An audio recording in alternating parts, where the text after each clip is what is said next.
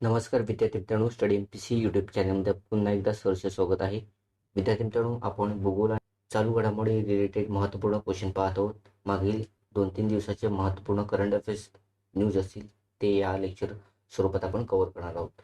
So lecture खूप अत्यंत महत्त्वपूर्ण आहे येणाऱ्या एक्झामसाठी. ओके, सो लेक्चरला सुरुवात करण्या अगोदर या अगोदरचे महत्त्वपूर्ण असे 10 पार्ट, त्या पार्टमध्ये महत्त्वपूर्ण असे क्वेश्चन पाहिलेले आहेत ते पाहून घ्या, अत्यंत महत्त्वपूर्ण आहेत.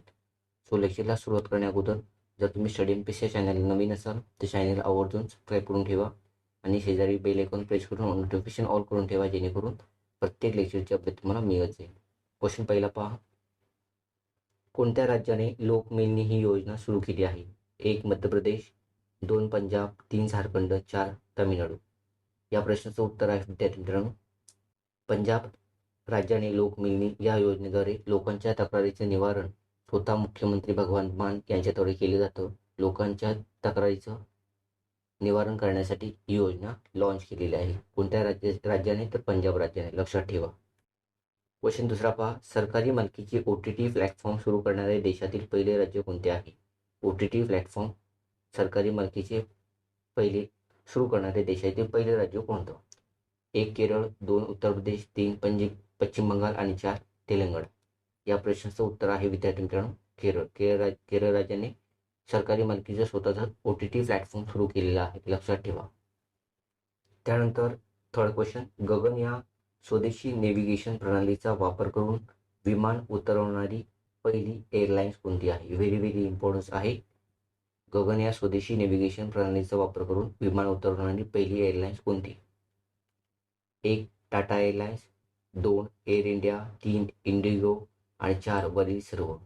या प्रश्नाचं उत्तर आहे इंडिगो या पहिल्या एअरलाइन्सने, जी पहिली अशी एअरलाइन्स आहे, या एअरलाइन्सने गगन या स्वदेशी नेव्हिगेशनचा वापर करून विमान लँडिंग केलेलं आहे. लक्षात ठेवा. व्हेरी व्हेरी इम्पॉर्टन्स आहे. त्यानंतर क्वेश्चन चौथा पहा. जागतिक महिला बॉक्सिंग स्पर्धेचे सुवर्णपदक प्राप्त करणारी 5वी भारतीय महिला कोण ठरलेली आहे? व्हेरी व्हेरी इम्पॉर्टन्स आहे. स्पोर्ट न्यूजमध्ये इम्पॉर्टन्स आहे ही न्यूज. ओके, ऑप्शन देण्यात आलेले आहेत 5. 1 आहे मेरी com, 2 Sarita Devi, 3 jenny RL, 4 लेखा केसी आणि 5 निखत झरीन. सो या प्रश्नाचं उत्तर आहे विद्यार्थी मित्रांनो, निखत झरीन ही 5वी महिला ठरलेली आहे, जिने जागतिक महिला बॉक्सिंग स्पर्धेचे सुवर्णपदक प्राप्त करणारी 5वी महिला ठरलेली आहे.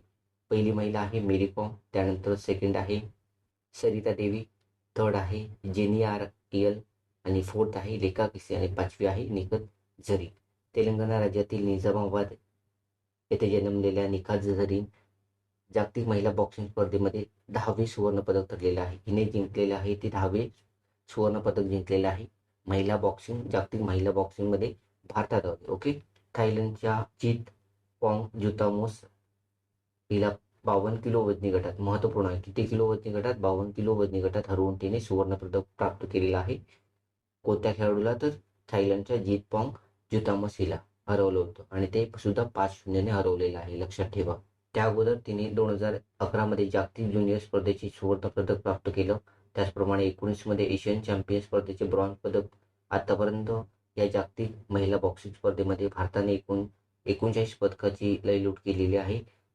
त्यामध्ये 10 सुवर्ण, 8 रौप्य आणि 21 ब्रॉन्झ पदकांचा समावेश आहे. भारतातील महिला जागतिक बॉक्सर चॅम्पियन्स या अगोदर 2002ला पहिली मेरी कॉम 45 किलो वजनी गटात, 2005ला परत मेरी कॉम 46 किलो, 2006लाच मेरी com 46 kilo, 2006लाच Sarita Devi 52 kilo वजनी गटात, 2006ला जेनी RL 52 किलो वजनी गटात. त्याचप्रमाणे 2006ला लेखा केसी 75 किलो वजनी गटात विजेता ठरलेल्या आहे, सुवर्णपदक प्राप्त करण्यात चौथ्या महिला ठरलेल्या आहे.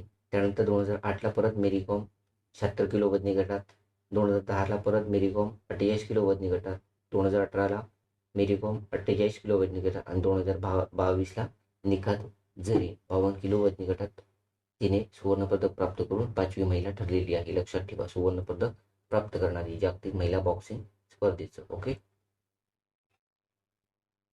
त्यानंतर 5वा क्वेश्चन पहा.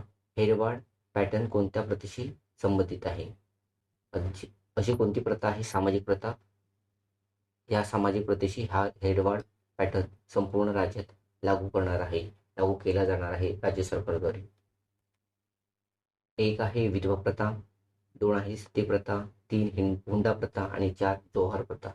या प्रश्नाचं उत्तर आहे विधवा प्रथा. विधवा प्रथाच्या मागे ज्या अनिष्ट रूढी परंपरा चाललेल्या आहेत त्या बंद करण्यासाठी कोल्हापूरमधील हेरवाड नावाची ग्रामपंचायत आहे. ह्या हेरवाड ग्रामपंचायतीने या विधवा प्रथेच्या पाठी चालणाऱ्या अनिष्ट रूढी परंपरा आहेत तिला स्टेट दिलेला आहे या पॅटर्नद्वारे. त्यामुळे हा पॅटर्न संपूर्ण राज्यभर राबवलं जाणार आहे. ओके, महत्त्वपूर्ण आहे. त्यानंतर क्वेश्चन 6 पहा, देशातील पहिले मधाचे गाव कोणत्या राज्यात आहे? व्हेरी व्हेरी इम्पॉर्टन्स आहे. 1 आसाम, 2 हिमाचल प्रदेश, 3 ओडिसा, 4 महाराष्ट्र. सो या प्रश्नाचं उत्तर आहे महाराष्ट्र. महाराष्ट्रामध्ये कुठे तर सातारा जिल्ह्यातील महाबळेश्वर तालुक्यातील माघर नावाचं गाव आहे. या गावाला मधाचे गाव म्हणून दर्जा बहाल करण्यात आलेला आहे. महाराष्ट्र राज्यातील सर्वाधिक मधाचे उत्पादन महाबळेश्वर परिसरात होतं. त्यातील 20% जे प्रोडक्शन होतं ते या किंवा मांगर गावात होतं. लक्षात ठेवा, मांगर हे गाव देशातील पहिले असे मधाचे गाव आहे. ओके, त्यानंतर 6वा क्वेश्चन महत्त्वपूर्ण आहे. नाटो सायबर डिफेन्समध्ये सामील होणारा पहिला आशियाई देश कोणता? 1 जपान, 2 पाकिस्तान, 3 श्रीलंका, 4 दक्षिण कोरिया. या प्रश्नाचं उत्तर आहे दक्षिण कोरिया हा नाटो सायबर डिफेन्समध्ये सामील होणारा पहिला आशियाई देश ठरलेला आहे. या नाटो सायबर डिफेन्सचे अधिकृत सदस्य आहेत 32. त्यामध्ये 27 सदस्य आणि 5 बिगर नाटो देश आहेत. लक्षात ठेवा. नाटोचा फुल फॉर्म पहा, नॉर्थ अटलांटिक ट्रीटी ऑर्गनायझेशन. ही ट्रीटी एस्टॅब्लिश झाली 1949ला. हेडक्वार्टर आहे ब्रुसेल, बेल्जियम या देशामध्ये. लक्षात ठेवा, व्हेरी व्हेरी इम्पॉर्टन्स आहे. 7वा क्वेश्चन पहा, नुकतेच निधन झालेल्या पंडित शिवकुमार शर्मा हे कोणत्या संगीत वाद्याशी संबंधित आहे? व्हेरी व्हेरी इम्पॉर्टन्स आहे. 1 तबला, 2 संतूर वादक, 3 वीणा, 4 ड्रमलिन. या प्रश्नाचं उत्तर आहे पंडित शिवकुमार शर्मा हे संतूर वादक या संगीत वाद्याशी संबंधित होते. याची डिटेल्समध्ये माहिती तुम्हाला PDF मध्ये देण्यात आलेली आहे, ती पाहून घ्या, महत्त्वपूर्ण आहे. त्यानंतर क्वेश्चन 8वा पहा, भारतीय निर्वाचन आयोगाच्या आयुक्तपदी, तर आयुक्तपद असं असलं पाहिजे होतं, आयुक्तपदी कोणाची नियुक्ती करण्यात आली आहे? हे व्हेरी व्हेरी इम्पॉर्टन्स आहे. 1 सुशील चंद्रा, 2 राजीव कुमार, 3 सुकुमार सेन आणि 4 VS रमादेवी. या प्रश्नाचं उत्तर आहे विद्यार्थी मित्रांनो सुशील चंद्रा हे 24वे होते. राजीव कुमार आहेत ते 25वे असणार आहेत. नवीन मुख्य आयुक्त निवडणूक आयोग होते. लक्षात ठेवा, निवडणूक आयोगाचे मुख्य आयुक्त असणार आहेत 25वे राजीव कुमार. पहिले निवडणूक आयुक्त कोण? तर सुकुमार सेन. पहिली निवडणूक आयुक्त महिला कोण? VS रमादेवी. लक्षात ठेवा, 25 जानेवारी 1950 मध्ये निवडणूक आयोग स्थापन करण्यात आला.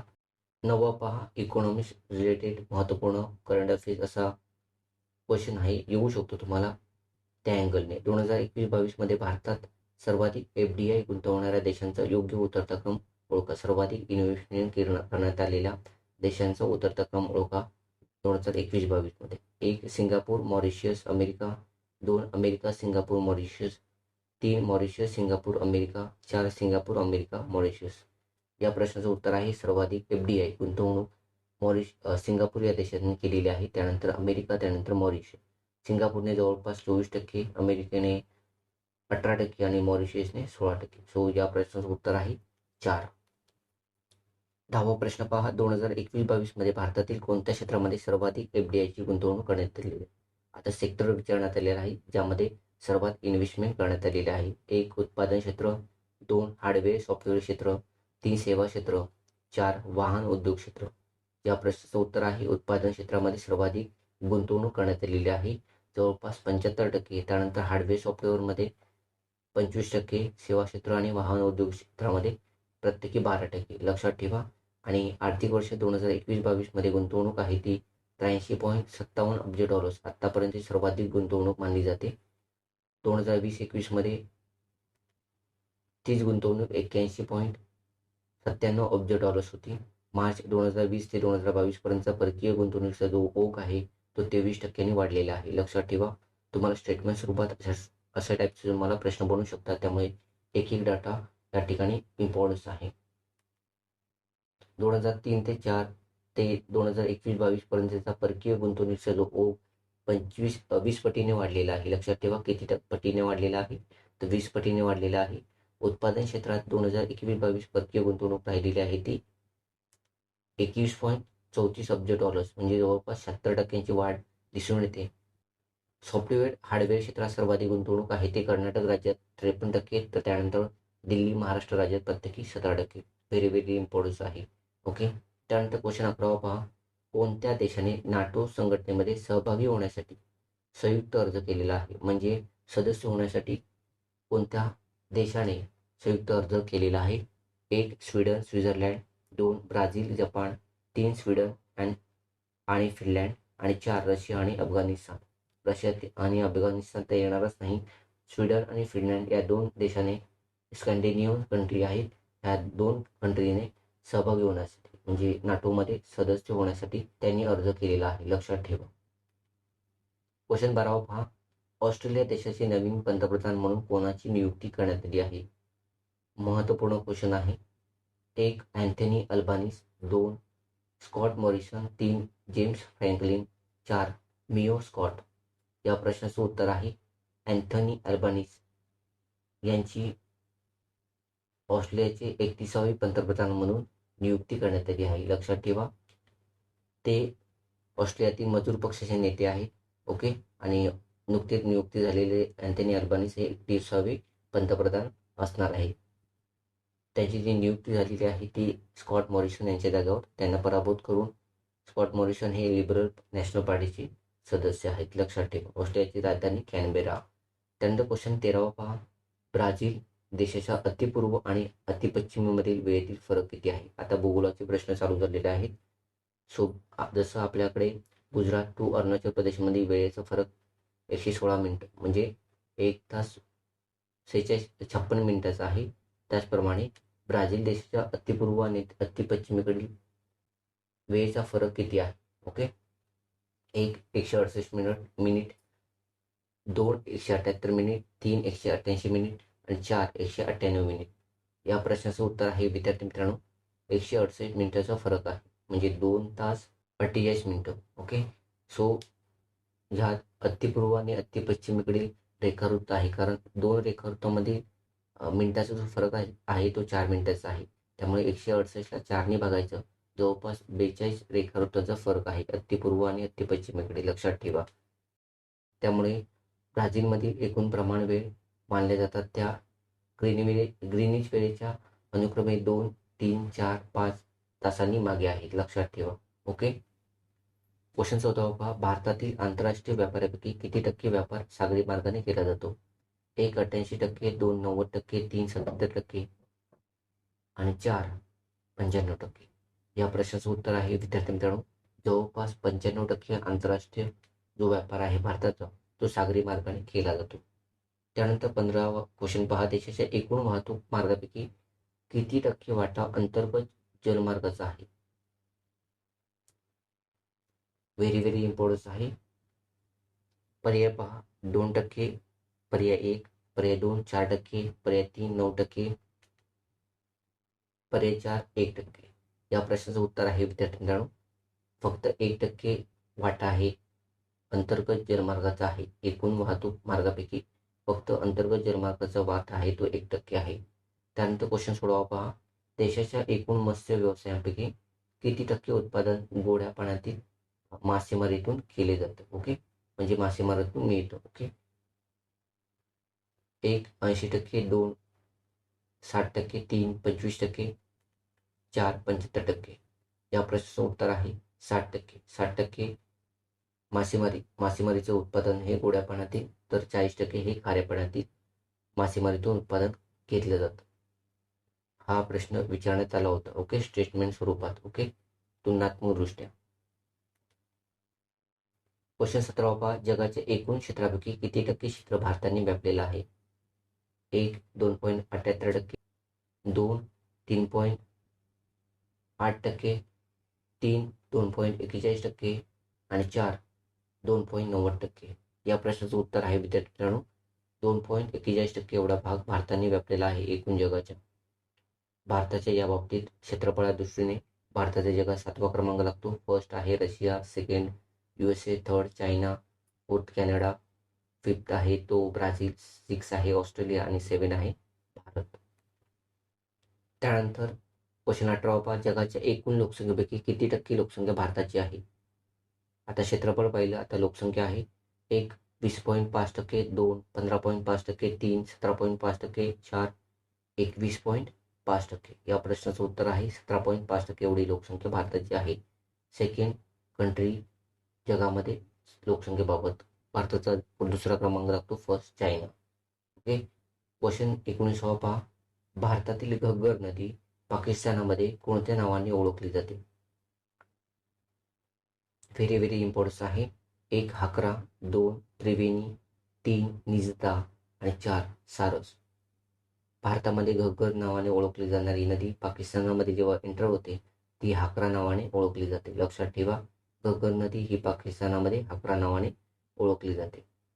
क्वेश्चन 20 पहा, पृथ्वीच्या व्यासाची दक्षिणोत्तर आणि पूर्व पश्चिम लांबी अनुक्रमे किती आहे? पर्याय 4 देण्यात आलेले आहे. या प्रश्नाचं उत्तर आहे विद्यार्थी मित्रांनो, दक्षिणोत्तर लांबी ही पूर्व पश्चिम लांबीपेक्षा कमी आहे व्यासाची. ओके. हो, पर्याय 3 या प्रश्नाचं उत्तर आहे. दक्षिणोत्तर लांबी आहे ती 12,714 आणि पूर्व पश्चिम लांबी आहे व्यासाची पृथ्वीच्या 12,756. ओके. क्वेश्चन 21 पहा, नारळाच्या शेतीखाली असलेल्या क्षेत्रासंदर्भात खालील जिल्हे उतरत्या क्रमाने लावा. प्रोडक्शन मोठ्या प्रमाणात नारळाचं कोणत्या जिल्ह्यामध्ये घेतलं जातं अशा जिल्ह्यांचा उतरता क्रम लावा, अशा टाईपचा हा प्रश्न आहे. 1 ठाणे, रायगड, सिंधुदुर्ग, रत्नागिरी. 2 सिंधुदुर्ग, रत्नागिरी, रायगड, ठाणे. 3 रत्नागिरी, सिंधुदुर्ग, ठाणे, रायगड. 4 रत्नागिरी, रायगड, ठाणे, सिंधुदुर्ग. या प्रश्नाचं उत्तर आहे प्रथमचा सर्वाधिक प्रोडक्शन आहे नारळाचं तुम्हाला सिंधुदुर्ग जिल्ह्यात, त्यानंतर रत्नागिरी, त्यानंतर रायगड, त्यानंतर ठाणे, म्हणजे दक्षिण कोकणाकडून उत्तर कोकणात. शेवटचा क्वेश्चन पहा, 22वा. महाराष्ट्रात पश्चिम घाटावर कोणत्या प्रकारचा पाऊस पडतो? 1 प्रतिवृत्त, 2 आवर्त, 3 आरोह, 4 कृत्रिम. या प्रश्नाचं उत्तर आहे जगामध्ये सर्वाधिक जो पाऊस पडतो तोच पाऊस आपल्या पश्चिम घाटावर पडतो मोठ्या प्रमाणात. भारतामध्ये सर्वाधिक मोठ्या प्रमाणात पडतो तो म्हणजे प्रतिरोध. लक्षात ठेवा, क्वेश्चन 22च्या प्रश्नाचं उत्तर आहे पश्चिम घाटावर प्रतिरोध प्रकारचा पाऊस पडतो. अशा प्रकारे आपण करंट अफेअर्स, भूगोल, महत्त्वाचे प्रश्न पाहिलेले आहेत. जर तुम्हाला हे लेक्चर आवडलं असेल तर विद्यार्थी मित्रांनो नक्की लाईक करा, कमेंट करायला विसरू नका आणि प्लीज जास्तीत जास्त विद्यार्थी मित्रांनो शेअर करा, जेणेकरून अशाच प्रकारचा फ्री ऑफ कॉस्ट त्यांना सुद्धा हा प्लॅटफॉर्म उपलब्ध होईल. या प्रश्न उत्तराची जी PDF आहे आपल्या टेलिग्राम चॅनलला टाकण्यात आलेली आहे. तिथे जाऊन तुम्ही ती डाउनलोड करा आणि क्वेश्चन सॉल्व्ह करा. ओके. एक्सप्लेन स्वरूपात तुम्हाला डिटेल्समध्ये चालू घडामोडी रिलेटेड माहिती तुम्हाला तिथे उपलब्ध करून देण्यात आलेली आहे. सो टेलिग्राम चॅनलची लिंक डिस्क्रिप्शन बॉक्समध्ये मिळून जाईल. ओके.